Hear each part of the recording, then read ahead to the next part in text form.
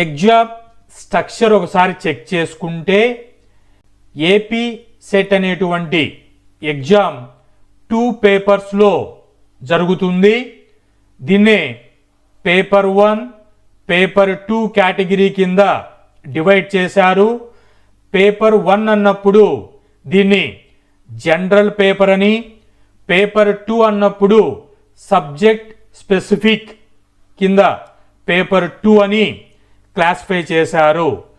Paper 1 general పేపర్లో teaching and research aptitude మీద general paper ఉంటుంది.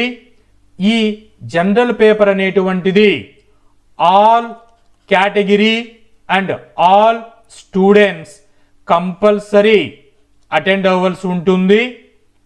ఈ paper 1 exam paper question paper అనేటువంటిది 50 మల్టిపుల్ చాయిస్ క్వశ్చన్స్ అనేటువంటిది ఇస్తారు.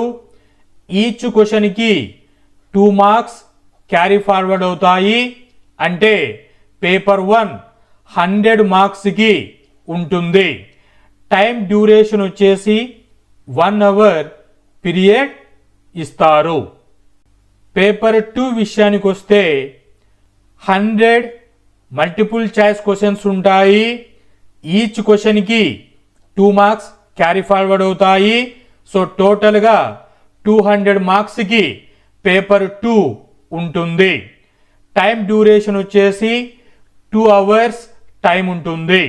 ఈ విధంగా పేపర్ 1, పేపర్ 2 కలుపుకొని 300 మార్క్స్కి 3 అవర్స్లో ఎగ్జామ్ ఉంటుంది.